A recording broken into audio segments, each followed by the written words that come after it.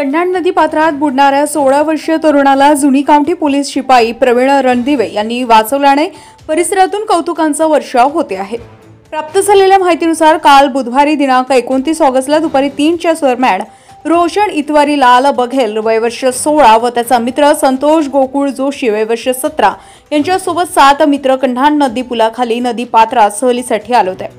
सर्व मित्र नदी काठावर कपडे काढून पाण्यात पोहण्यासाठी उतरणार होते। रोशन इतवारी लाल बघेल हा तरुण पाण्यात पोहण्यासाठी उतरला असता तो खोल पाण्यात वाहून लागल्याने त्याचे मित्र भयभीत झाले।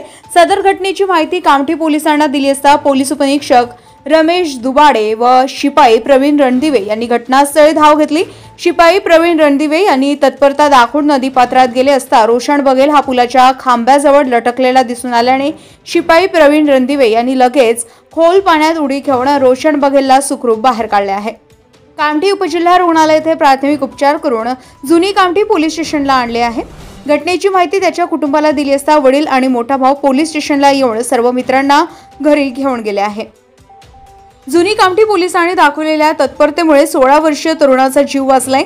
जुनी कामठी पोलीस स्टेशनचे प्रभारी पोलीस निरीक्षक संजय सिंग यांनी व नागरिकांनी पोलीस शिपाई प्रवीण रणदिवे यांचा धाडसाचे कौतुक करून जुनी कामठी पोलिसांचे अभिनंदन केले आहे। गजा महाराष्ट्र 24 न्यूज के तर ऋषभ बावणकर कन्हाड।